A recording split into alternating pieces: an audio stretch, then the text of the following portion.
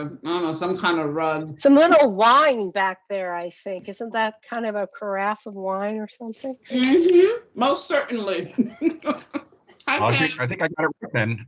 In terms of it being aspen, that would be Yes. what you described. Yeah. Yes, sir. It kind of looks like that through the window. Well, it's a beautiful day in the neighborhood here. So let's see.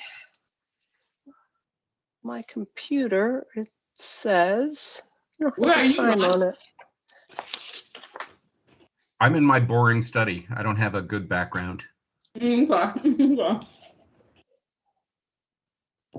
All right, it is. I think it's like 2. Yeah, it's 2:59. It's actually, Oh, it's okay. So it is 3 o'clock. I think everybody who's coming is here. So we'll call the meeting to order and welcome to all to the pre-planning meeting for this Tuesday's hearing on the Brickworks. I do want to talk about the process, but I'm thinking let's talk about the actual hearing, the item itself first, and then I'll talk a little bit, or we'll talk about the process. So I'm going to jump in here and first say thank you for Pam, Gabrielle, and anybody else for the clarity of the staff report, for really pulling out and elaborating on what's happened since the last hearing. So that obviously will make it much more easier for us and anyone else who is following this. One of the things, so I was hoping that you could actually take us through those things like you normally do, but take us through what has happened since the last hearing. And for each one, I encourage any of the commissioners to actually have your questions then. So if they're, and obviously questions that we ask at this hearing, at this meeting, not at the open hearing. And then at the end, the modifications, if you could summarize that, because I took away, and I have to read this much more clearly, that there were a few modification requests that actually are no longer being made. So if you could summarize the ones that are off the table, and if there were any additional ones that had been added, which I didn't see them, but just that summary would help us too. And then I know there's a new concept plan, if there's anything on that of note that you could point out. Again, anything that's appropriate to point out versus talking about it at the hearing. And all this is for information for the commissioners. So I guess with that, we'll turn it over to Pam. Okay, I'm going to take a stab at everything you've asked for here, and then Gabrielle, who did a great deal of work, also, like you said, for conciseness of everything. Well, probably maybe if I've left anything out. As you may have noticed, they have reduced their details for their single-family units, their townhouse units, and have moved to asking for just the rear-loaded townhouse for alley access. And they are looking at still requesting for those townhouses to be facing on open space and private streets. But they would be more in line with the intent of the MU, where they would not have the front loading and interruption of the streets and everything, as you would say, going through the development. And then they have removed the modifications then for those setbacks, which are no longer there for the units that they've removed. They are also in compliance now with their setback for the detail that they're providing for the townhouse detail. So there's no modifications for those townhouses, except for the open space. Sorry, okay. I don't want to leave that out. That is that's, as we have notice and know that you need some open space and circulation and the facing of the corner of East South Street and East Street. That was something that they would be facing on that more park like corner there. So they would be accessed from the rear, but that would be an open space section that's very critical to their design. So go from there. And then they went ahead and they reduced the front setback for their non-residential area. Well, Dorothy, you had a question? Yes, sorry to interrupt. I just wasn't sure whether we just, as you That's go. okay. Go ahead, yeah. Now that Yeah. you've introduced the townhomes, yeah, let's ask any questions or clarifications. Let me go to the townhomes, and I'm looking at sheet number 7. Oh, was it 7 or 6? Sheet 6 of 7. I just want to make sure that I understand when you're talking about, because I see that they only want now the rear-loaded townhomes, and they were asking for a request that it be on open space. I'm just trying to understand. So on where we are, Southeast Street, East South, those are townhomes. Will the front of the homes be facing the public? The face of the homes. Are you talking about the intersection I was just referencing? Oh, sorry, I'm trying to increase the volume, sorry.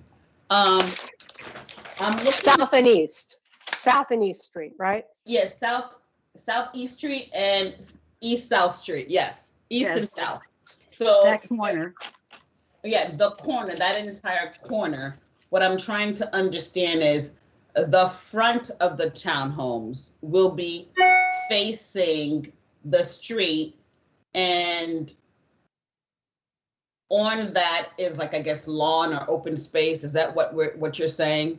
I just wanted to double check. They have earmarked that as being part of their open space park kind of scenario in design. So they would be rear loaded for that corner. When I see that green on East South Street in front of those homes and the green on East Street in front of the homes, that's the open space they're talking about. Hey, right? Barb, Oh, I'm sorry, I'm making noise. I apologize. but if you could just Thank mute you. yourself. Yep. Sorry Okay. about that, guys. I felt like I had to yell. I'm so sorry. But yeah, I was trying to understand. So I'll repeat my question. So when I'm looking at this, there's greenery, on the curbs before you hit the street. So is the request to front the greenery on the corners of East South Street and East Street? Is that what they're saying? I just want to make sure I'm clear. Dorothy, I'm Yeah. sorry, this is Scott Waxter talking. So the functionality you have on your camera, which is the background, is blurring your background. We can't see what you're holding up. Oh, So if you're holding up something pointing to something, you're gonna have to delete that fake background and let us see what you're pointing at. Would it sorry. be Thank you helpful? for pointing that out. It may be helpful if I share the screen real quick and just show you the areas where conceptually they're thinking that this unit type without frontage would be used. Yeah. Let me see. Thank you, Scott, for that. Yeah. That was helpful. I wasn't realizing that. There we go. Thank you. Okay. So the modification to allow lots without frontage would allow for a couple different scenarios we see on the screen now. These units are all rear loaded because they got rid of the front garage unit. So Correct. all of these types of units are all going to be accessed by the alley and then fronting on these open spaces.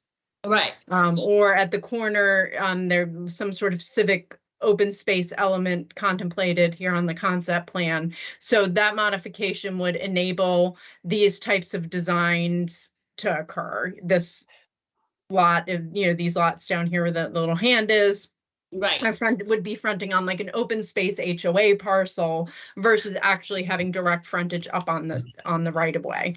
Correct. And then, So and- So the face of it would be facing there, correct, Gabrielle? The rear's all in the back, right? Okay. correct. Yeah, the unit types that they have are now, there's only the one, as Pam noted, and it's only a unit that would have a rear entry garage and then the front So, opposite.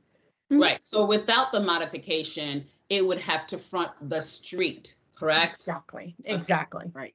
That's what I needed to know. so, and then as a follow-up, and I'd have to go back and look at the last, but I thought there was some modification for the rear setback of these rear lots, but at this point, there are, other than fronting open space, there are no other modifications needed for the townhome units, right? Correct. And any setbacks, okay. Correct. All right, and Gabrielle, can you zoom into the other side too, which is the Monocacy Boulevard section where the homes are, the other set of homes? I think they're on East South Street and Monocacy. Yeah, there they are.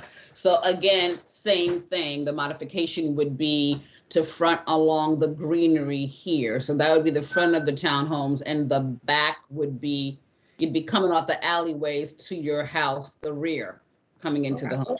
Okay, just go ahead. Even though, and I get this is a concept plan, this concept plan does not show any alleys, but there would be something. I mean, the concept plan of those townhomes that you just showed right there to the far right,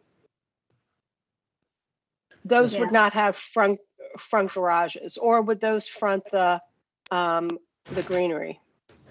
They They would would- have, yeah, Go ahead. they would have to have the alley access. Got it. And like our sheet with the connectivity in there, they're trying to label out, you know, the streets, maybe they could be private or they would be public, whatever. It would have to be an alley form for access. And so that's what we would be looking at. Got it. Got it. And again, this is a concept plan. So if this were a final site plan, it'd be totally different. But we're just looking at an illustrative plan for how, with these things in mind in the master plan, how all these things could fit on the site. One possible way. Okay. Thank And you. Any oth- Can I Yeah, can Ron. I get a clarification? Because the one thing I'm not certain of when it comes to this whole discussion about alleys is the units on the far east side of this. I see green space behind it. No, I'm sorry, the east side that we were just looking at. The That- ones I that- was just talking about. Yeah. Yes. Wait, Far and, east, to the right. That hand. to the right, yeah. That whole group that is on the right side, and maybe that's what you're talking about, Barb, where maybe the alley isn't showing. I see a lot of green in the Right. in the front. I'm assuming is the front of those, and the back is basically the alley. Is that what I'm looking at here? With that detail, that's what would have to be designed as. That would have to be an alley access for those units. So And their at this point, access it's to not their- in there. Yeah. Right, Okay. so that the access to their units is on the green side, on the easternmost boundary, correct? Am I getting that right? Their frontage would be on that green side. Okay. Yes. Oh, the frontage is on the green side. Okay. Okay. Got it. On the green side. So, okay, they would be facing that, I guess, towards the industrial part of it, correct? Yes. Correct. I would keep in mind that they did not provide a whole, they've revised their details, but have not comprehensively revised this concept plan to reflect what would Okay, the layout would Exactly. necessarily be. I would Exactly. anticipate that they probably would not want those units fronting the industrial area. Maybe they would, but I think that would be subject to further design at the preliminary plat or site plan. So right now, in approving the master plan with this one detail, moving forward, if approved, they would have to create a design that only use that unit type. Exactly. Okay. And Thank you for that clarification. And Ron. procedurally then, what we're accepting a master plan, but when it comes to accepting the site plan, as long as we have our points in terms of what we want to see in the final site plan, it's okay for us to approve a master plan such as this. Because this is a concept and because you are only approving certain details on with this master plan. And as Gabrielle said, they would have to design to what they've already been approved for. The only way that would change is if they would be coming in and introduce any other details down the road, and you would have judgment and review of that with the preliminary plat and site plan going through. Okay. Yeah. Okay. So, thank you. So Ron, Gabrielle has gone through a couple of times, so maybe on this call again, or maybe you could show what the actual master plan is that we're approving and what the other elements are that we're approving, because this is what we were just shown, and they call it the concept plan. In my days of development, we would say, this is an illustration of one possible way all the entitlements, so all the residential units, all the complete density and all the elements of the master plan. This is one way it could be configured. But what may come before the commission could look entirely different as long as it followed the elements of the master plan. Is that right, Gabrielle? Correct. Yeah, this is kind of identifying the main kind of fundamental elements, the different land use areas, the major road connections that we see in the red dash lines on the plan.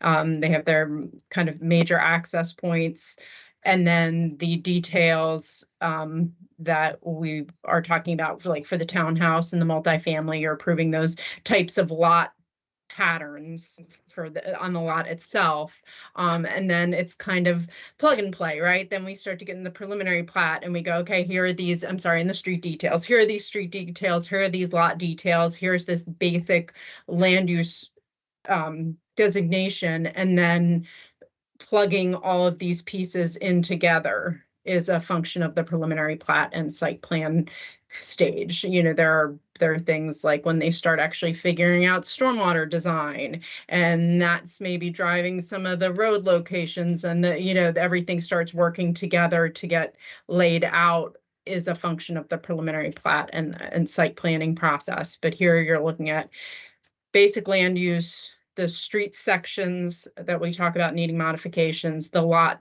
details, and then the magic of it is all plugging it in through subsequent processes. So let me ask it this way then, if I may, Barb, is that okay? Yes, please. Okay. What we're approving right here, if we approve it, what we're looking at right here is showing absolutely, we are approving absolutely no front-loaded units. Correct. Townhouse. Later on, they can come back and they could say, because of the storm drainage or whatever, there might be 2 or 3 or whatever, however many front-loaded, because it's the only way they can make them work. But right now, they are not proposing any front-loaded units. That is correct. They could come back and propose to add a new detail for a new type of townhouse, and that be a front-loaded unit, and then we would consider how that fits in with the master plan. Because then when you get into the preliminary plat and site plan stages, then one of the criteria you're deciding is consistency with the master plan as well. Excellent. And hence, I think this is a big step forward. And this is actually something I was going to ask at the hearing, and I probably will again, just so that there is clarity.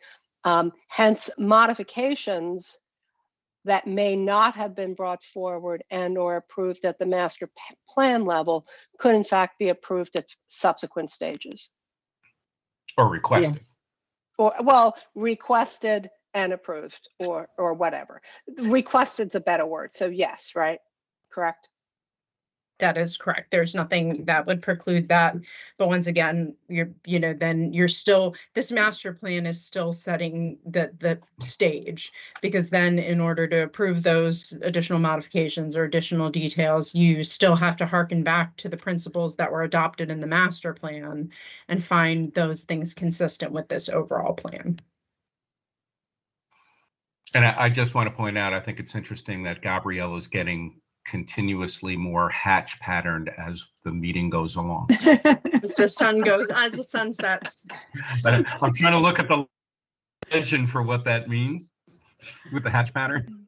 At That's first, I I thought thought it that was was a really her dress, and then I thought, oh, that's really neat. As the sun sets on Gabrielle. So just That as a sounds like a follow-up, Woody Allen movie.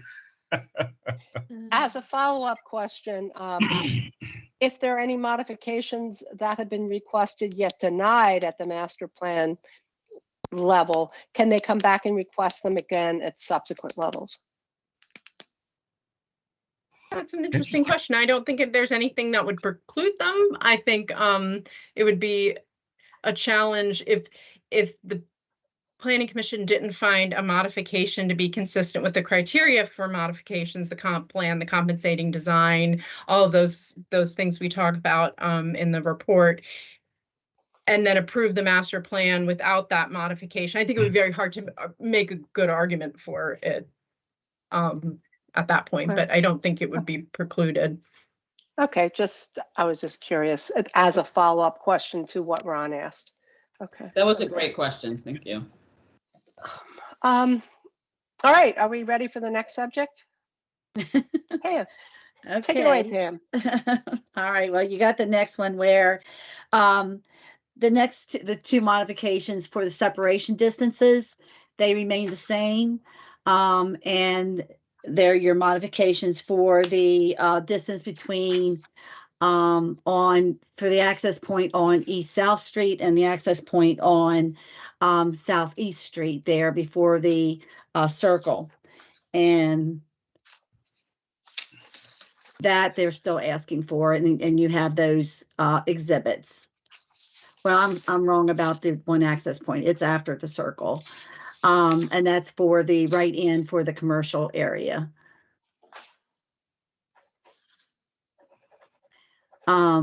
This is the modification on East South Street. We have the Right. distance between this access point and the intersection of South and East. It's the And then first they have one. the distance for the one that's the right end for the commercial area for the 298. Okay, so you're referring, Pam, to that immediate right turn on Southeast Street before the circle, correct? Yes, yeah. And And that's a right-in only. yes. Yeah, because there's the median there. And that's what air traffic engineers have supported for them in consideration for if anything would be exiting and thinking about the circle traffic and back up, that's why they have indicated they would want that right in only. Is it a right out also? No, Oh, okay. right in only. Right in, okay. Yeah. Cool. Okay, the next change since the October hearing? Okay, so the next one I have is that they are looking at, there still need the modification for parking for the non-residential area for where it's required to be parking in the rear and the side, and they actually are looking at the between the building frontage and the road. So that's where you've got your Monocacy Boulevard indication here. And What with the page is comp- that? Sorry, Pam, what page is that you're talking about? I Are just want to you- make sure I can see it. In the staff report or where are you talking about? Yes, the October update in the staff Yeah. report. Where is Okay, well, you're going to go to, hold on. It says 12 of 15 on the bottom. I don't know if that correlates. Is Lot details, hold on. I've got to go through That's- this. That's what we wanted you to do, was to go through the staff report and pull out the changes before we talk about, like you talked about the access modifications, but we wanted to talk about the changes from October or Yeah, from September 1st. All right.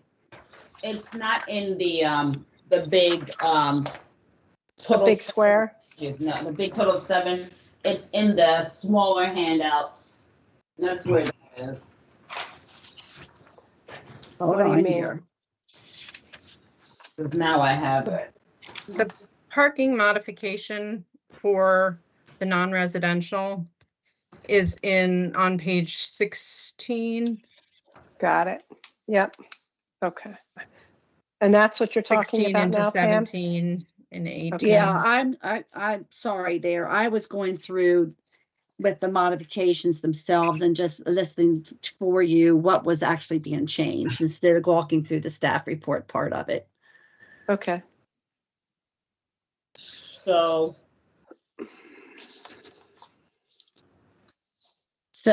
they are still asking for that modification. They also have on page 16, the modification for the front setback. That was exceeding the maximum, and they had reduced that from 70 to 65 feet now. Okay, Pam, what page on the staff report are you on? I know you're 16. Right, okay, thank you. So that is the change. Since the September hearing, the change is from 70 to 65. Right, because they are still asking for the parking and everything in the front and for that area there for the non-residential. And So, then there's go ahead, Dorothy. no, I'm looking at what Gabrielle has here. I'm trying to make it bigger, but so Pam, I just want to make sure I understood. So the setbacks that they're still talking about is right around here, like where it's the retail. Is that what we're talking about? Oh, it's hard to see. Let me see. Sorry, I From switched on Monoxy you. Boulevard, where you have that open gap there, they need a difference of setback because they're exceeding it with 65 feet. They have no building there fronting that Monoxy Boulevard area. Okay, so they need that distance to. They need 65 feet. So this exhibit we're looking Hmm. at is showing the proposed 60-foot setback, 65-foot setback. So the maximum setback is measured from the right-of-way line, so the street right-of-way, back into the lot to the nearest portion of the nearest enclosed portion of a group of buildings. Okay. So for this group of buildings contemplated on this lot, the nearest building is going to be these pad sites conceivably, and they will still be 65 feet back. Okay. So 35 feet, then the nearest enclosed portion of the group of buildings on this lot per code has to be 35 feet. They're asking to extend that to 65. This corner conceivably gets clipped maybe within that 65 as well. Okay. And then there's a second one, right? To increase the maximum interior setback to 45? Yes. From what? From that, as you see on this exhibit, from that right road angle next to the residential that starts, they're going to have a property line there to divide the residential from the non-residential, and they're going to need 45 That's right. feet to the nearest building then there.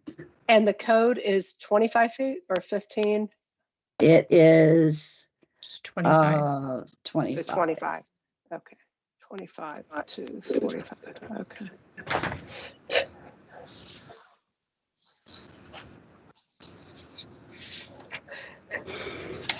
So Okay, there's so we're two, gonna- there's 3 more pages of this, and this is all, is this all about the same item? There's 3 pages in this square. This is for the with the parking in between the building is one. And I have to go back and make sure it's all included. And I wanted to talk about the parking in between the buildings. So wait. Everything in the box, starting on 16, page 17, and page 18 into 19, is all the modifications related to the non-residential lot type. Oh, okay, not just the parking.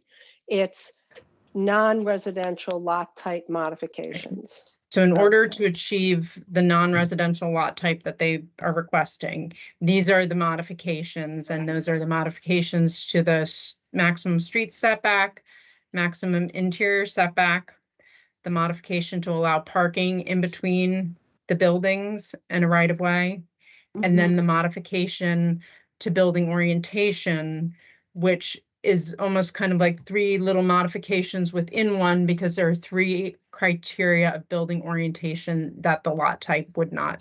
And everything in this box, is all of this changes, or this is just a summary of all the modifications, including things that have changed for non-residential lot types? It is a revision in that there's additional information provided about the different modifications. However, the only modification that changed is the request for the maximum street setback to go from 70 feet to 65 feet. All of the other modifications are the same. However, the information in that October text box elaborates on the discussion and their compensating design features and the purpose and intent of all of the different regulations. Okay. Can we go to the sheet 16? The staff report. Yeah. The one with the purple. Oh. Sorry. Yeah, that one. Yes, thank you. So I'm just trying to make sure I understand. So they're talking about requesting parking in between buildings. Where is that on here? They're requesting for parking in the front, not in between the buildings. They're going to be parking in the rear and the side, but they don't want to be, they have to be parking in the front facing Monocacy Boulevard. Okay, so I just want to make sure I understand. So the residential here at the corner where it's next to the public street, that big retail right there, along with the other retails. So the retail in the corner, the big one here, is that the front of the building? With the parking the modification is to allow all of the parking fields in these bubbles that are, so we're looking between a street and a building. So if there were a building here where the hand is circling, right, there would not be a need for this modification because you would have buildings lining all of the roads and no parking between buildings and the street. But here you've got this whole parking field between these buildings, which are basically fronting this direction, and the street. And likewise, you have this parking field between the buildings and the street, and then this parking field between the buildings and the street. Right. What I'm trying to understand, Gabrielle, is this little corner here that says retail. Is this building here, is the front of this building, as I'm talking about the orientation request, is the front of this building on East Street? No. Or is it, so the front is facing the parking lot is what I'm trying to understand. Correct. So all of the buildings are facing the parking lot. That's what I wanted. And that's, and correct. The request is to have the orientation of the buildings not do that. Like they had the justifications explaining why in regards to Monocacy Boulevard and, East Street, but they're asking for these sets of buildings to all be facing from the street, the back, and the front is interior. Correct. That's what I want to make sure. Okay. Correct. So Go the ahead. specific thing that you're modifying when we're talking about that is this requirement, which is a component of building orientation. So like I said, that's kind of like 3 modifications within that. Like there are 3 standards to that requirement for building orientation. And the rub that they have to request the modification for is that every building that has a street level and that is street level, so you're not talking about a crazy different grade, but where your street level needs to have an access into the building from the public street. So that's that very specific thing that is being requested. Correct. Thank you. And so that was what I wanted clarity on. And back to the parking. So let me see.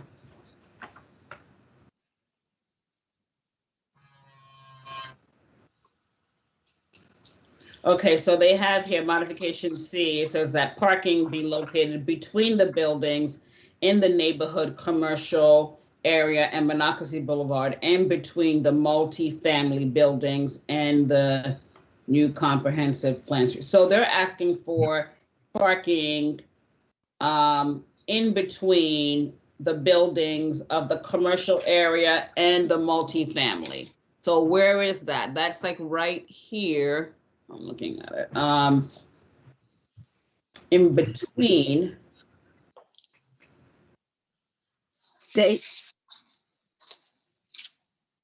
Oh, I see it. So the residential is facing, so that residential on Monocacy Boulevard is facing forward, and that parking they would be considered in between. Is that what is that what they're saying? Correct. Okay, so that would be the in-between parking that they're talking about, in between the neighborhood commercial area and Monocacy Boulevard, in between the multi-family building and the new comprehensive plan local street. Right. That's this little bubble. Okay. Interesting that that's considered in between. I didn't see it that way, but I understand. So Pam, then on page 21, there's another update, right?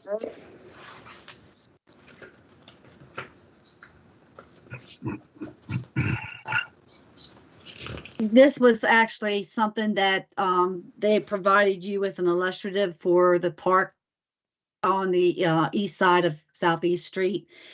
And I know you were asking about what would these fees be for, impact fees for the park and everything. And they were calculated up to what we have here in the box for $1,093,680 based on no pool being provided, because there's a difference between having a pool impact fee and one that does not have a pool.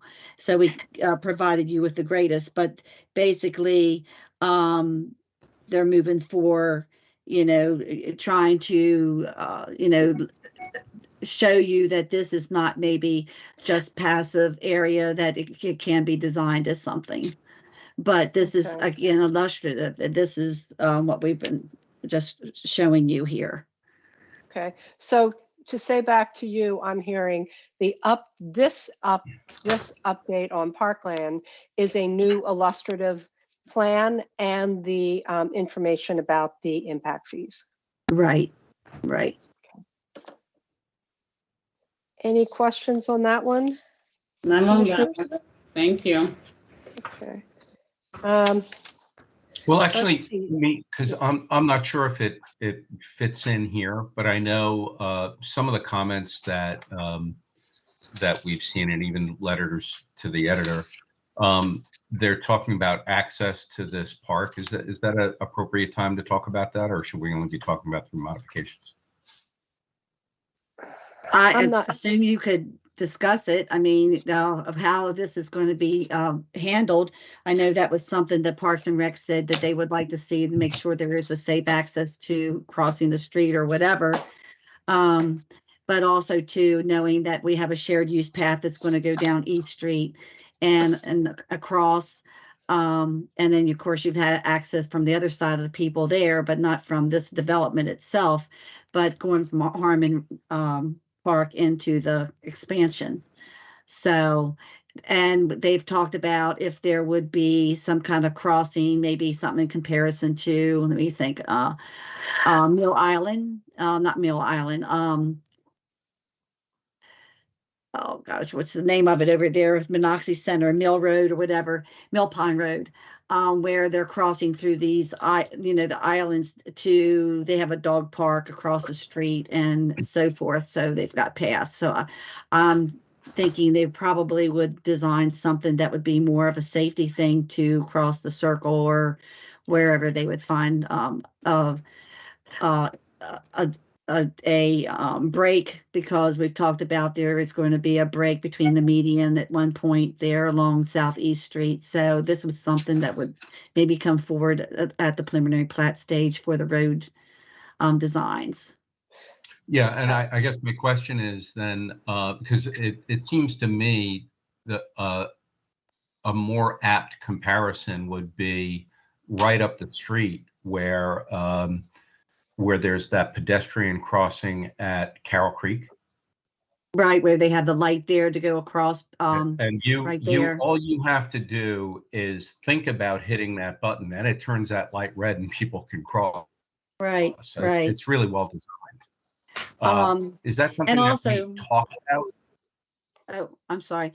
Also, one of the other things you have to keep in mind too is that if this is something designed as an active parkland, that site plan will come back to you all for review.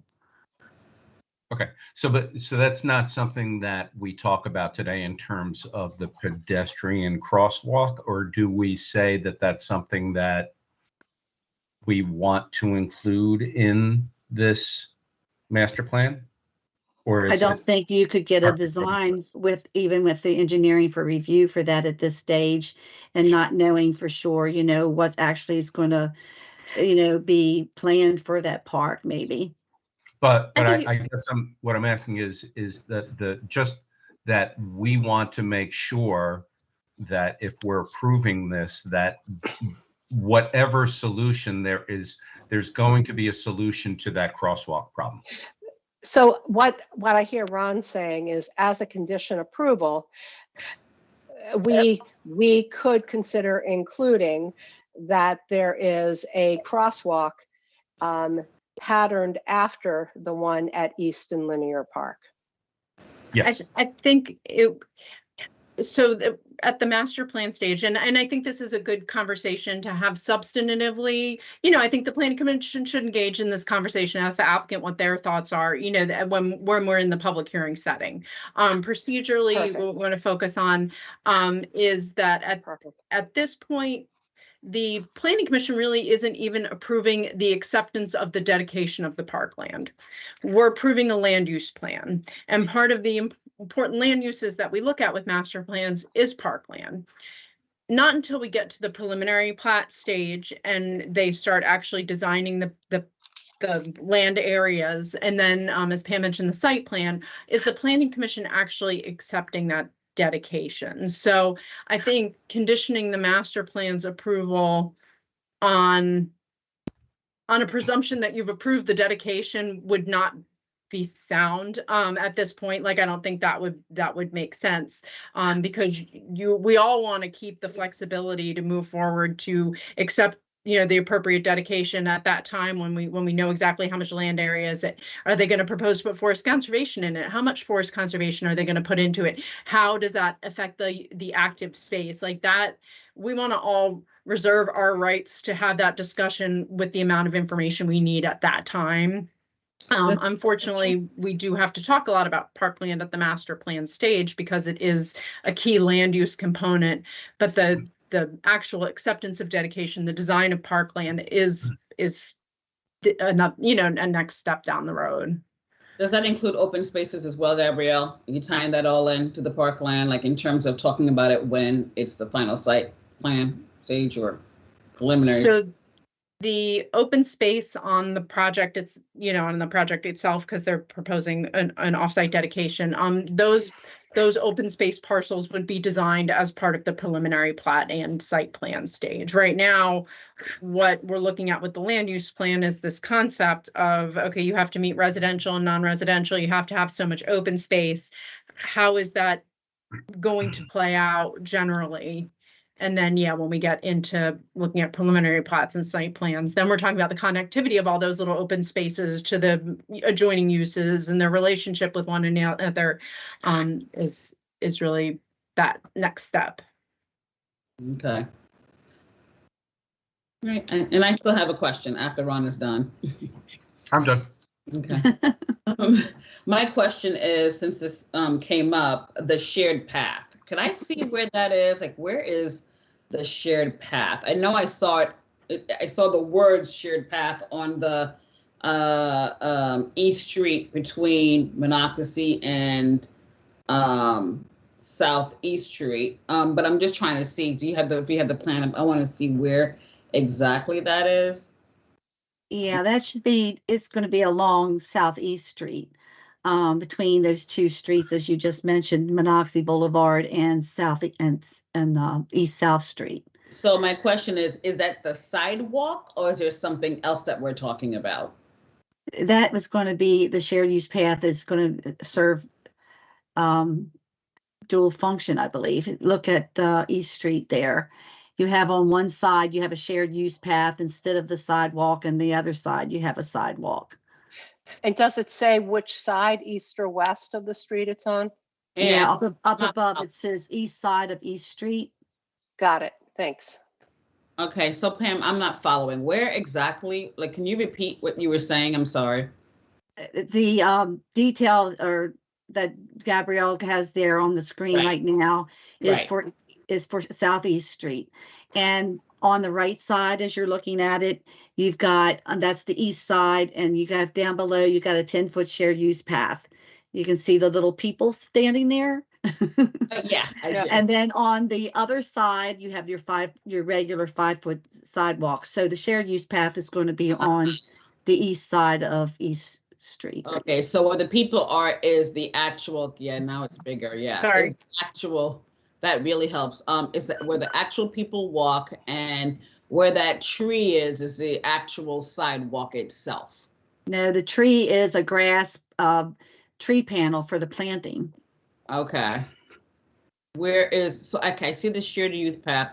I see that. Oh, I see the sidewalk now right there. So I'm just wondering, is the shared path a different type, or would be, and maybe this is a later conversation, type of material, or is it like, and I bring that up because I know that when I went to Montreal a couple of times, there is this wonderful, really interesting how they did it. Like, it's a shared path and somewhat of a sidewalk where, there's a regular sidewalk on either side, and then in between is like this path, and it has the dots, so that if you're riding a bike or you're running, you're in there, whereas on the other sides of it, people are actually walking. So I thought, so I'm trying to figure out, I was trying to, get an understanding of what this shared path would look like here, what the concept would be.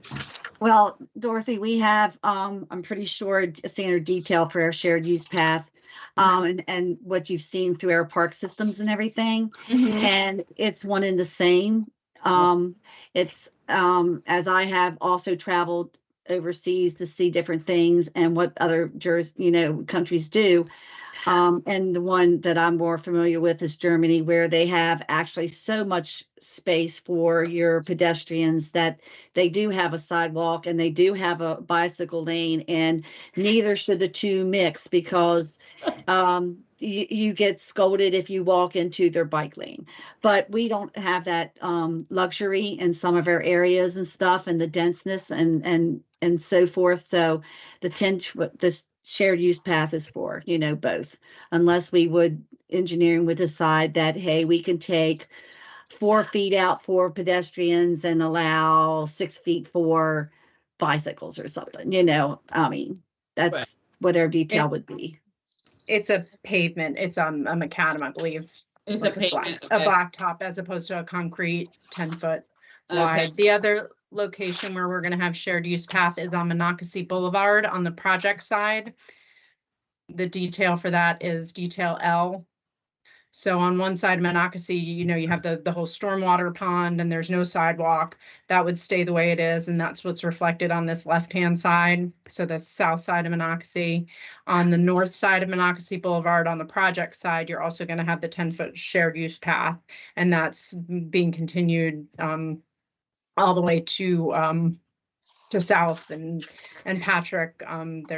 The section where the new Royal Farms went in at 70, it has already been constructed, that 10-foot shared use path, and would be constructed by the projects to the east. So Gabrielle, just thank you, Pam. That was really helpful. Just Gabrielle, to follow up with you and what you just said. So on Monocacy Boulevard, I'm looking at the letters, the L and from the A to the H. So I'm looking at the pedestrian circulation, I think is what it's called. Or so on Monocacy Boulevard, there is not a shared path, is what I see with the red letter L is vehicle circulation. So there's not. There will be shared use path on Monocacy. Okay, that whole entire area where the yellow is. Okay, so it's just not depicted there. Then is that what's happening? Sorry, trying to say. Oops, I might have frozen. So the letter is bearing reference to the detail we were just looking at, and so that there we go. So what's looking at the two in conjunction, looking at the detail that we saw, and this where it says L, if we can get there, is what that's going to be constructed. I mean, this is all very kind of simplified in an illustrative manner, but this would also be the 10-foot shared use path on this side of Monocacy. Gotcha. Right, but not at the corner of Monocacy. It would come all the way, it would wrap around the corner and then up East Street.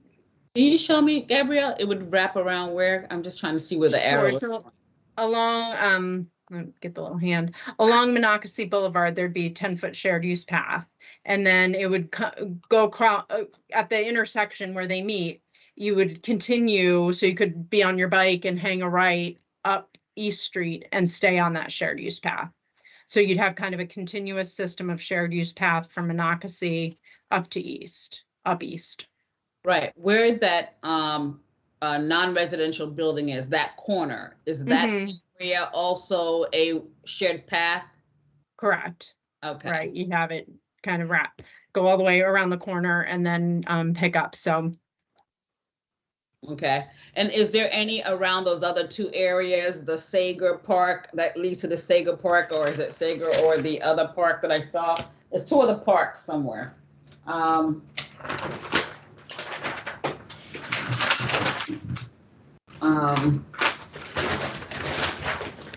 Okay. Grove Actually, Park. Right, that's what I was looking for. Yeah, so does the shared path lead to, I should say, towards Husky Park and what's the other thing I see here? That's Baker Park. Grove. Sagner Park. Sagner Park, Grove Park. Sorry, Grove Park, Sagner Park. So they've got on their illustrative here, their park plan, the red dot is the shared use path that would come along Highland Street. So you'd be on Carroll Creek. It would go along Highland Street all the way through, ultimately that this Brown project is Highland Trail that was approved with the master plan. So you could take the shared use path ultimately through Highland, all the way to Monocacy, all the way along Monocacy and back up east. There would not be a shared use path connection to Grove Park. Once if you were making that loop, if you were in Carroll Creek and you wanted to take a right onto Highland Street one day and come all the way around, if you wanted to get to Grove Park, you would end up on South Street, which will just be improved with sidewalks, regular standard 5-foot sidewalks. Okay. If you wanted to get to Grove or Sagner. Okay. Thank you. Mhm. Great, thank you. The next update I see on page 23, this seems to do with the access separation. And Pam, so there is no changes to the requested modifications. So this section is additional information that the staff report provides relative to that modification. And that providing you their justification actually for compensating design Got and the it. comprehensive plan and so forth. Okay. And the justification. Okay, terrific. Any questions on access separation modifications? No, thank you. No, thank you. And on 26, I see that they've withdrawn their request to allow sidewalk. Correct.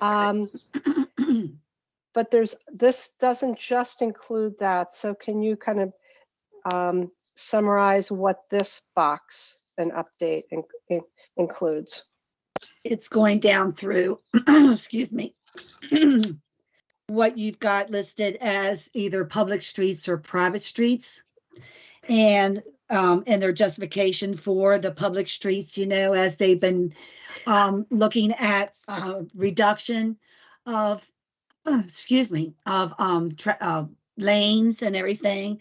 That's their main purpose of the public street modifications, is to the reduction of lanes or increase in sidewalk as we have it, and their increase in their tree panel. So this is just bringing it through where also too that that detail for M at one time was supposed to be with the sidewalk on one side, that's gone, and everything. So they've removed that one, and it's going down through your justifications for those detail changes. Okay, so the street detail modifications, the only change has been the removal of the request to allow sidewalk of one side. And again, this update includes their justification and any additional information rationale from the planning staff. Can we see the sheet? So, Page 26 and 27. Is that what you mean? Or the sheet as in the plan? the plan itself, while we're talking. Got it. about it. Mhm.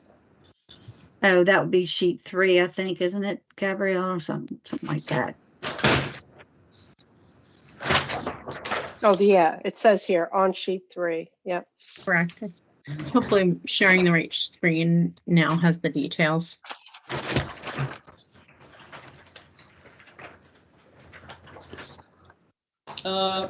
I still see the walking thing. I don't see the actual sheet up.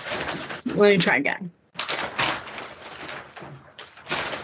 There, yeah. Okay. So again, all these are, except for that one with the sidewalk on both sides, these are all details that we've seen at workshop or at least the last hearing. There was one Okay. detail, it might have been K, that was previously shown as 57 feet in width in the label underneath it. And there was a staff comment in the last set of comments that went out that needed to be increased to 60 feet. It was clerical. They just didn't have it added up right in terms of the right of way. Thank you for pointing that out. Thank you. Because that's the kind of small stuff that over the weekend on Sunday might have made us crazy if we couldn't, Okay. Yeah, there was there were comments that we had in the materials for September that were primarily administrative comments that had been addressed. Got it. Any questions on this? No, thank you. No, thank you. Okay. Then we have the school mitigation fee at the top of Yes. page 30. Yeah, Any we got questions that. on We Go ahead, also Pam. provided, they got all their APFO certificates. They also have their outline here for the Oh, yeah. road, you know, provisions. And, I missed that. Yep. yeah, and that you've Sorry. got your certificates are attached for you to view, Yeah. you know, as an attachments. Yeah, my only comment is, so given that fact, they're most likely it's not gonna be a school. Well, they don't have the school on here at this moment, so there's nothing for you really to approve. I know. You know, the school board can still, you know, kind of try to move forward with something down the road maybe, but they would have to come back and you would have to look at this plan again. Because there's no real area for it that they're showing in your, and it's not permitted. There's in this zoning. Yep. What's the significance of this October update on page 31 relative to architectural studies? Oh, yeah, that's one of the questions.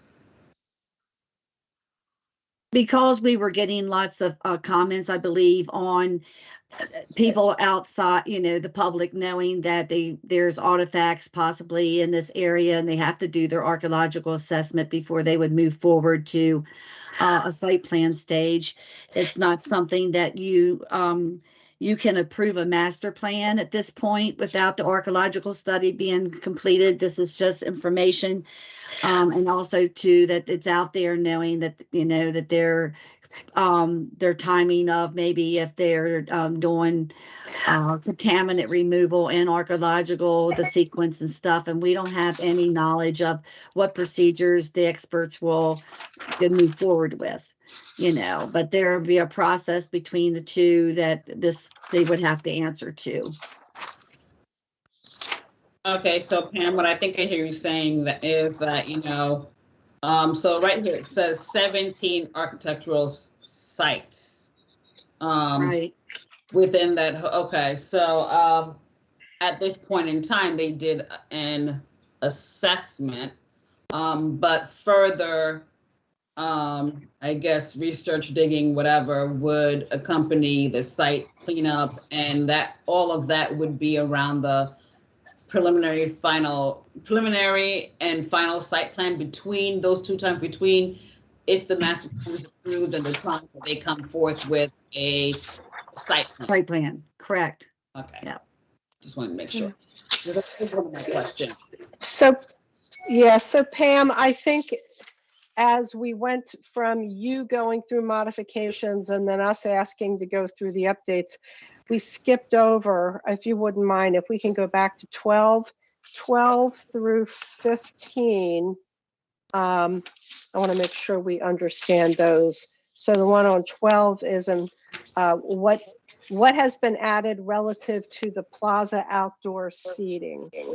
Nothing more has been added. It's just that we were outlining to you what they're putting in there as your fifth element for, you know, approval. Got it. Okay. And then they'll come back with that, with their design booklet and everything at a later stage. Okay. More detail on fifth element. Okay, great. Any questions on that? Yeah, now that you brought that up, so, you know, the discussion on the compensating design features, so I just want to make sure I'm clear. So with the building orientation as an example, since the rear of the buildings are facing East Street and Monocacy, and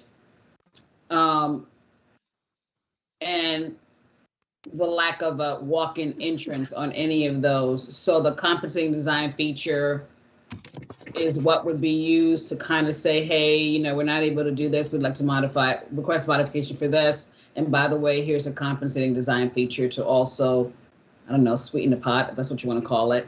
And this is what they are. Is that correct? They're saying, yeah, they're saying that they're giving you this element as part of this package, that they're going to have a plaza and outdoor seating and everything to accompany. It's sort of like the fact that when you had the high visibility units, they were saying, hey, for not having an element out there, that we're going to give you a high amount of landscaping and everything for high visibility. Well, they're saying the same thing without having this orientation or, you know, access. We're going to give you these plazas as an element that we feel is part of associates with these buildings. Okay, so thank you, Pam. So quick question. So compensating design features, where is that information? Is that in the LMC? You know, I did type in compensating design features and couldn't find it in the LMC. So I'm just wondering if I'm using the right word. But where is this? I am interested in reading about, you know, if there's a criteria for compensating design features, what they could possibly be, when would they be applied? Like, where can I read more about that?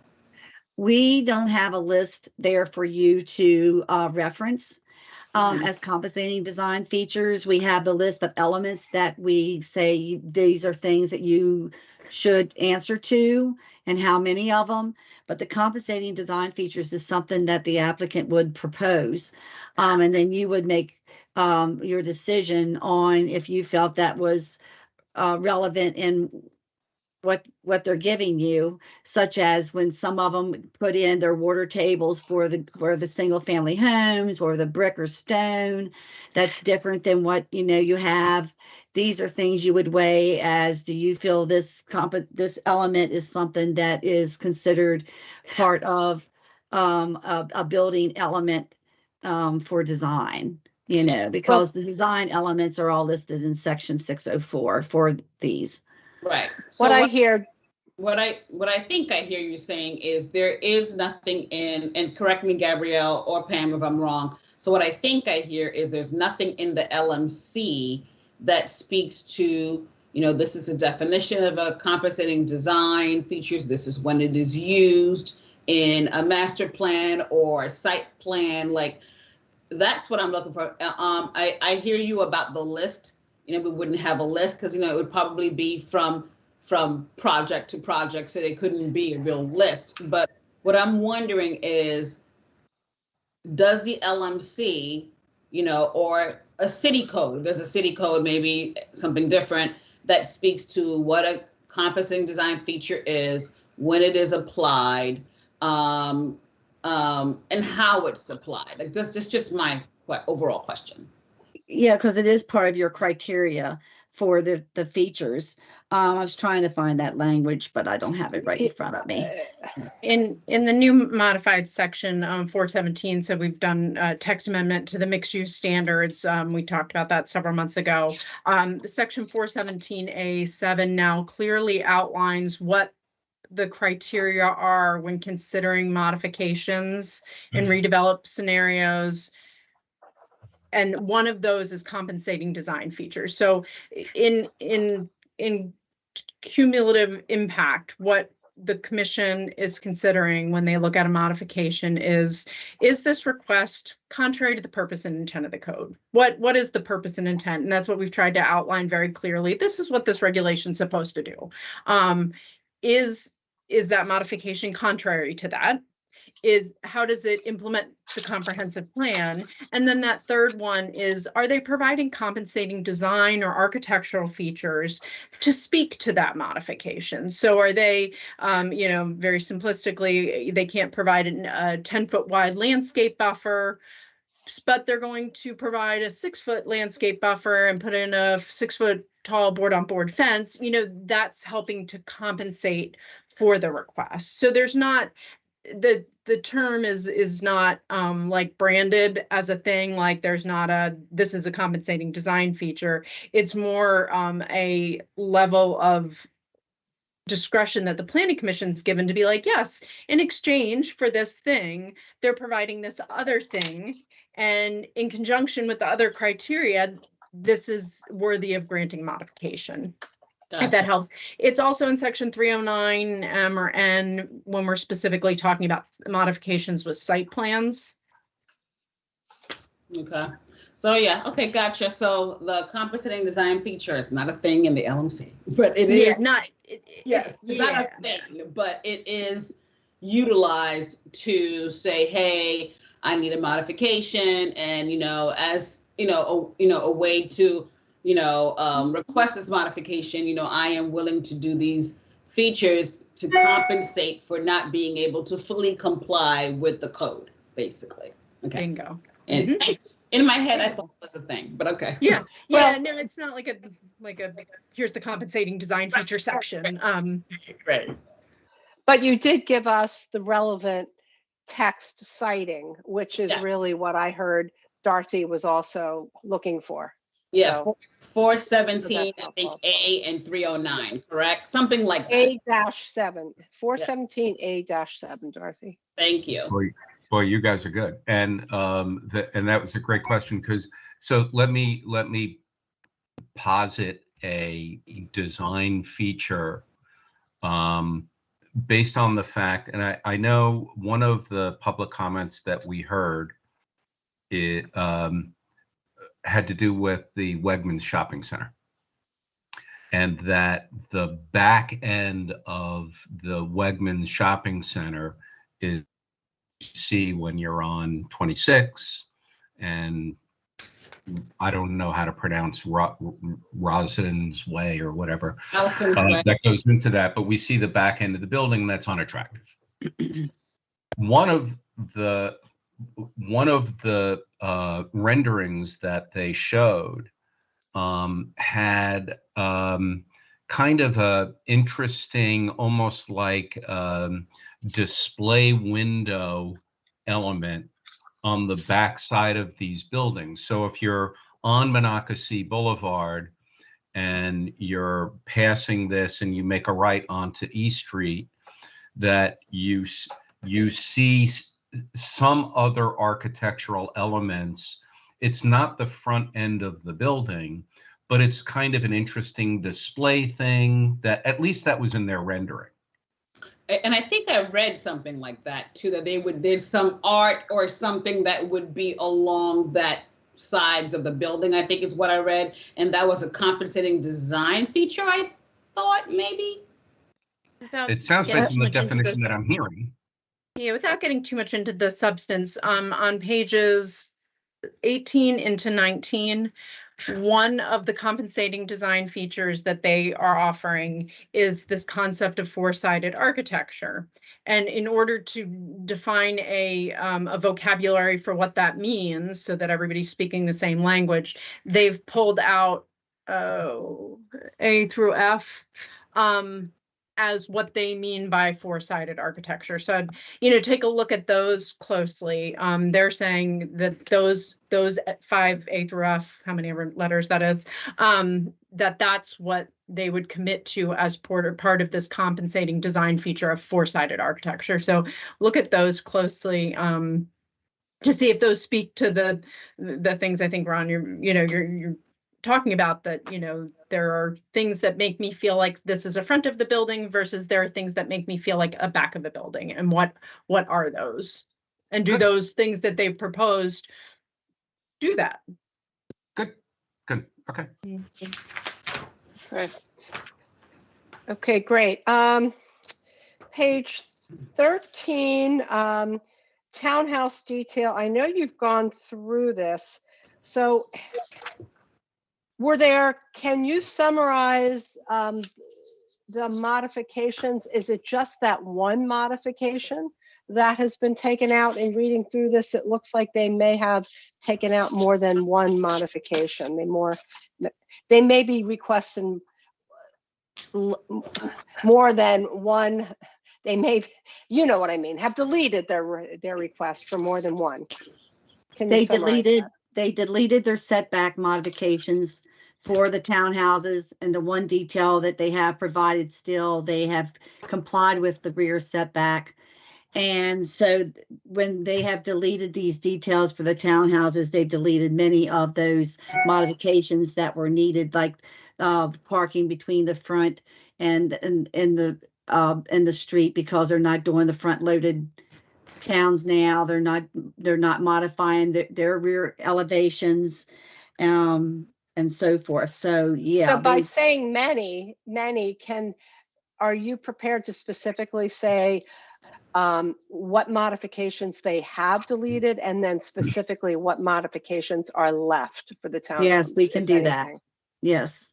Yeah, Okay. they've eliminated the modifications for the rear setbacks and Okay. the modifications for the driveways, section 803. They were Okay. required to, with the front loaded units, they had modifications for the area of driveway that could occupy the required front yard. That's gone away because you no longer have the driveway in the front yard. Mhm. That also eliminated the modification for the parking between the house and the street Okay. on that unit type. So Okay, they're so only 3. So they're left with the modification for just the frontage. Got onto the. Okay, so they've Public street. eliminated 3, and what's only left is the frontage on open space or. Okay, thank you. Mhm. Ron and Dorothy, any other questions on the townhouse detail? Nah, I have questions, but not come back. Okay, so basically, I'm seeing that they've eliminated these 3 and the sidewalk. So there's 4 modifications less at the October hearing than the September hearing. Is that how the staff sees it? They also eliminated the modification for the multifamily buildings to have frontage on a public street. So there's 5. That's Okay, true. sorry. Forgot about that. That's true. Yep. Their intent would be to have those lots have frontage. Okay. That is quite a bit of modifications, multifamily frontage on a public street. Okay, thank you. And they've not added any new ones that we've seen. No. Okay. All right. Let me then turn it back over to Dorothy and Ron for other questions on the staff report and this documentation before we talk about process. Ron, do you have any? I'm done. Okay. I'm done. So real quickly, Gabrielle, just trying to figure out. So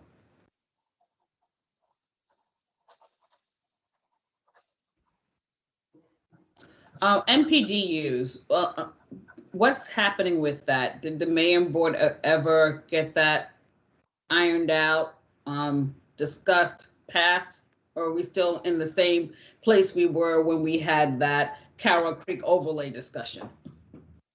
They had a workshop several weeks ago where they discussed some, and Scott, I don't know if you can add to it, where they discussed some potential changes to the ordinance. I don't know what the plans are to move that forward from here at this time. All right, thank you. Yeah, MPDU has been discussed by mayor and board. I know we're working on changes. I've helped to draft changes, and that hasn't gotten back to mayor and board yet. We anticipate that it will. I don't know that it's going to have a substantial sort of relevance to this project, any different than it would to any other project. So I think it's a separate discussion from what we're having, but yes, they are moving that forward, and there is going to be some modifications to it in the future. I can't tell you what exactly those will be. Okay, thank you, Scott. Yep. And then my final question is, starts on page 33 to 36. No, 36, 37. So there's quite a bit of action that's required. There's a total of 11 actions. And what I'm trying to figure out here is, I'm thinking about different scenarios in my mind. The last action is approval of the mixed-use master plan. That should not be impacted if Barbara, do you mind muting your mic? Oh, sorry. I feel the need I to yell. I just didn't think anybody could hear. I was just barely moving things. So I feel the need to Sorry about like yell my question. But No, I apologize. that's okay. So what I was trying to say was the final action is the mixed use master plan approval. And what I'm trying to figure out is if one or more modifications are not granted, could you still vote for, would that impact the approval of the overall master plan is my question. I don't think so. I mean, unless it's a certain detail for sure that would change, and we've noted here 24 only or something like that, there's nothing that would prevent the plan to go forward. It's just, it would be up to the client because of the modification if they wanted to not accept approval as it is, you know.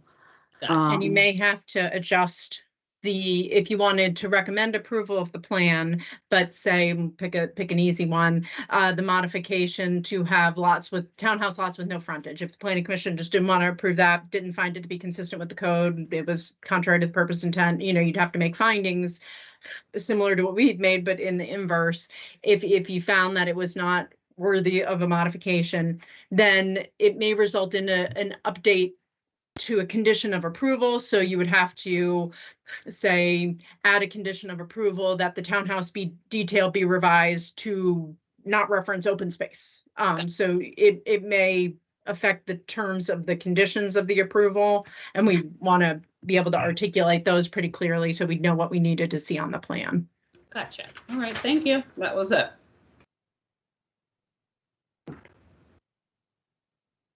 And now you're muted, Barb.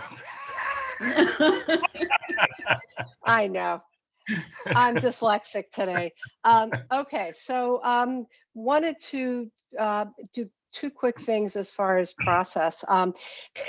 This is a huge amount of information, and staff has gone through, like Gabrielle, you went through the staff report pretty much detailed the last time. So my request is that can you only go through the new information and make the staff report as concise as possible? Absolutely. Pam and I did discuss that a little bit, and I think our plan of presenting that will be to touch on what has changed, what's gone away, and then any additions to the plan, such as you have a copy of a rendering of the park, or you asked for this information on just the updated things, and then to run through the actions. Okay, and then my second one, and I'm glad to see that Scott's on, is I know that Gabrielle and Scott know of the struggle that I've had with public comment. In fact, on the workshop, which I was not here, but Joan called for public comment before the commissioners had finished their questions. And there was just a little confusion among the commissioners about all of that, because the public comes, they want to be heard. And when they came to the one meeting that let's see, what was that, August? I guess they came to the August one and we said, go home. Okay. And then they came to the September one and we took public comment, something like at 10 o'clock.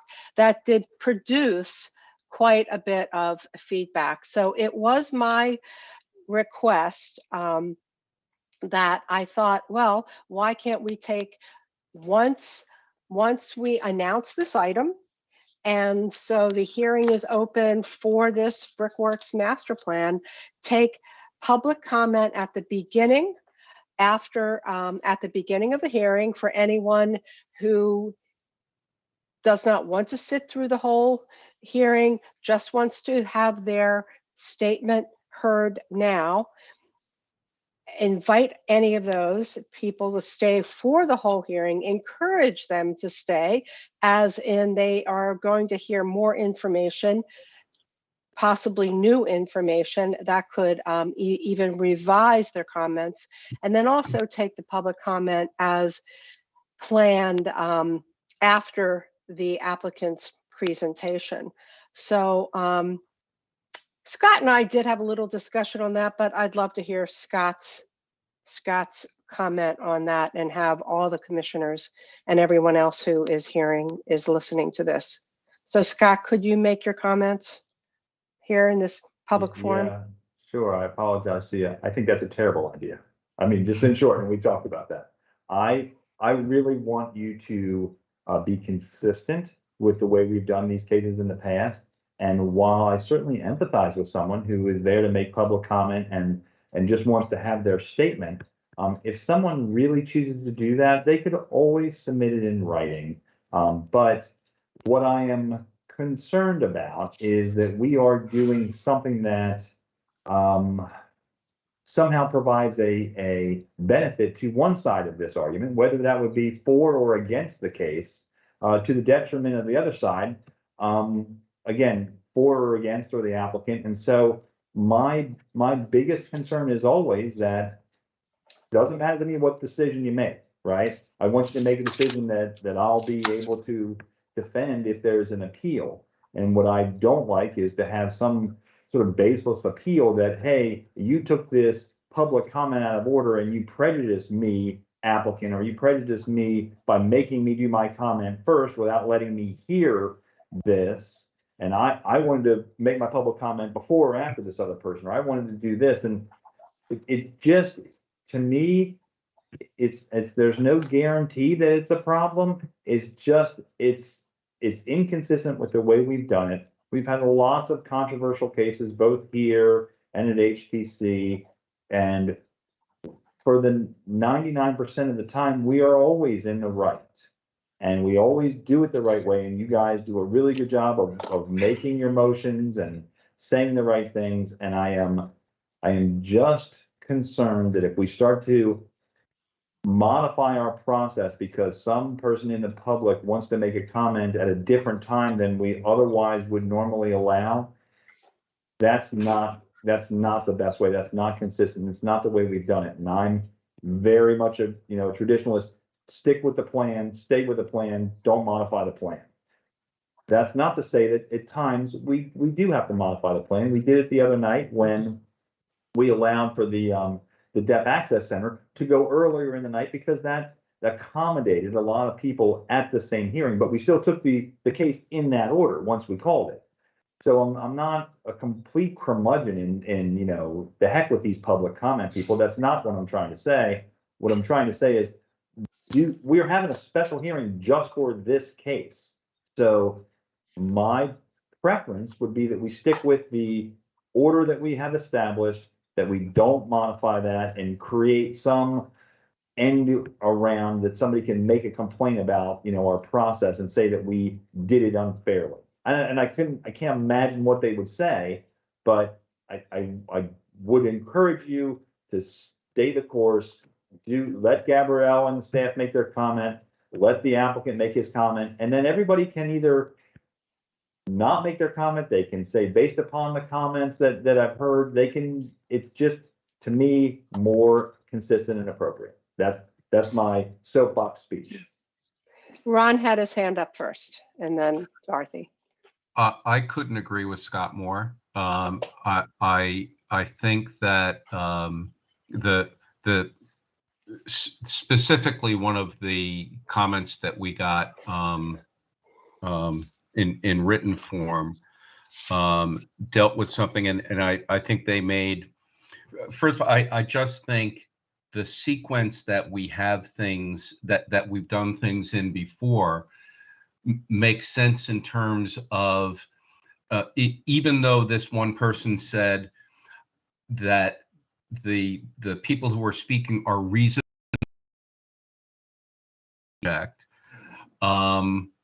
doesn't speak to the fact that, for example, the things that we're talking about today and the different modifications that were made, these people don't know about those yet.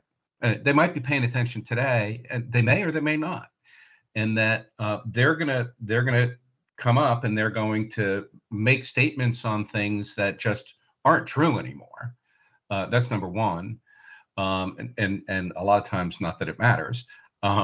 But then the other thing I think that you mentioned, Barb, was that people would basically be invited to come back and rebut the things that the applicant said. And and that, to me, that's anarchy. We'll be there all night. We're not going to make everybody happy. And I just, to me, I just don't want to see anarchy. We've had these long meetings, and that's just going to make it longer. My opinion. You're muted. Thank you. And Dorothy, you had your hand raised also. Yeah, I mean, I'm pretty much open either way. I think, you know, to Ron's point, it's true that, you know, there are some things that people may want to say that no longer are applicable because there's been some significant changes. I guess my thought is it possible for the applicant to go and then have public comment after the applicant, and then have the applicant, I guess, rebut, and then we chime in, but then we might be shortchanging the planning commission with their questions. So I don't really know. And since we haven't done it for any other project, I'm wondering if that might be something that someone could file a complaint in that, you know, that this project was singled out specifically compared to any other project that's ever come before the planning commission. And so, I mean, I don't know. So what really struck me when I talked to Scott, because I was very clear in my head that how this could work, and Scott said it well here. For this is an agenda item that's getting a lot of scrutiny. So there are many people from the public, community leaders, the applicant, et cetera, that are paying close attention to what the planning staff and the planning commission does on this. So as I think about that, I think we really need to follow our business plan and not leave ourselves open to from anybody. We know what the process is. If there are complaints, if there are appeals, let them be on the significance of not what the process is. Let it not be on the process. So so when I understood that from Scott, I felt like that's right. That is right. So it sounds like the rest of the commissioners feel the same. And Gabrielle. Oh, I think I was looking at our rules very closely the other day. You know, every time you look at them, sometimes with a different intent, things stick out at you. You know, the commission can ask questions of staff during the discussion after. So we do staff presentation, questioning of staff, and the applicant presentation, the commission questioning of the applicant, public comment. Then it goes back to discussion. There's the opportunity for the applicant to provide a rebuttal. And then once it gets back to the planning commission discussion, you're still allowed to ask staff questions during that process. I think I would not hold back if you think you have questions after our initial presentation that would benefit the group, but there is still time in that kind of closing portion of the conversation to ask staff questions at least. But not, and thank you for bringing that up, because I can see, and I just, as I hear my fellow commissioners ask a question, I'm just so proud of this group, because I think everyone is taking this very seriously and doing a lot of homework. So we've not done this in the past. Am I hearing you say at that final discussion after public comment and after, if there is an applicant rebuttal, when we have our discussion, and in that part is where we make our motions, et cetera, we should not be asking any further questions of the applicant. If we do have any questions, it can be of planning staff and Scott. Is that correct? So the item K in our rules in the line of order is after the petitioner rebuttal is planning commission discussion and questions for staff. Okay. So I don't know if I don't know, Scott, Right. if there is an opportunity for the planning commission to ask any questions during petitioner, like during the petitioner rebuttal, if we go through everything, the applicant gets back up and says, here's my rebuttal, if the planning commission can ask for clarification on anything they said during that. I don't know if the rules are silent. It doesn't say that expressly. I think that we've also generally expressed a reasonableness amongst the group that if we're back at, there's already been rebuttal and then staff has a question for really anybody in the room, we've always allowed ourselves the flexibility to make an informed decision. So if you need to go back and ask the applicant a question, you can do that. And you don't have to then turn around and reopen public comment. We've Okay. always done that, and that assists in you making an informed decision. So I don't have any problem with that either. I don't want Okay. you to, like Gabrielle said, I don't want you to wait and hold your questions to try to just get through public comment, but if you end up with a different question after public comment, or you have a different question after, the applicant's made its statement and now you've heard some other things, by all means, be reasonable and do what you need to do to make an informed decision. And we've never asked questions at a hearing during public comment. I can't envision that we would have them. Sometimes we have, What if somebody, okay, because sometimes we've done that. I was just thinking, like, if someone from the schools came and they made a big advocacy for you, I'm making this total thing up because I know we Right. don't have the power to do this. Condition your approval on setting a school site. If we had any questions of the person who gave that testimony, and then of course of the staff and you, I mean, we I could certainly follow don't- up. I don't encourage a lot of back and forth discussion with the public commenters, but that Right. doesn't preclude it, right? If Okay. somebody says something that's really relevant and you really want to answer a question about that, by all means. And we have done that in the past. So that's not unprecedented. It's not normal. Okay. It's not something we want to get into, but Okay. if you wish to, you may. I think this is really, really helpful. And the other thing I'm going to say to the commissioners, I think before we take motions, I know we have discussion. I think this is going to be an important one for us to actually have a discussion. And I don't want to, we don't have to make a huge meal of it, but before we start taking motions, and I've listened to some mayor and board, I think they do a really, really good job that before they make motions, they pretty much have discussed things and expressed their thoughts.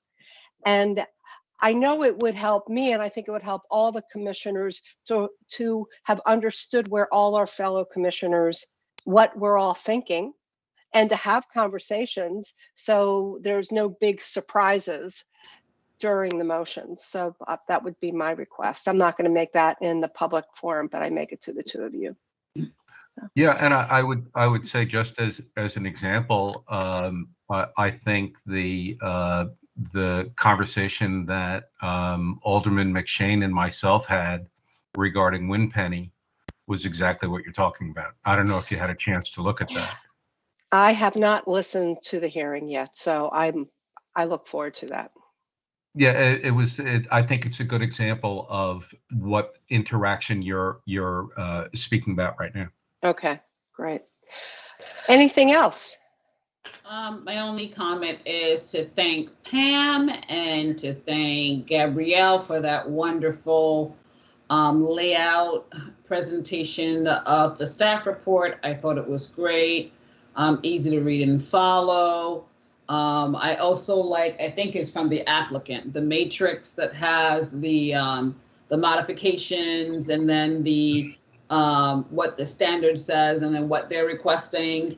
That was great as well, easy to follow. Pull that out and then read the staff report as well, and then look at the illustrative plan. I mean, that was all great. It was like it all blended together well.